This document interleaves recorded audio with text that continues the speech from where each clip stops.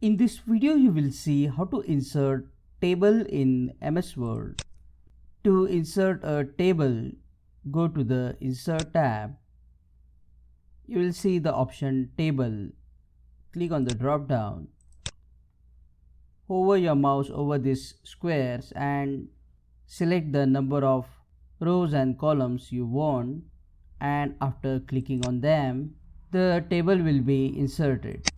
You can also insert the table by clicking on the Insert Table option. Specify the number of columns and rows here and click on OK. If you want to draw a table, you can click on Draw Table and then draw a table using your mouse. You can draw lines as required, horizontal and vertical, to make rows and columns.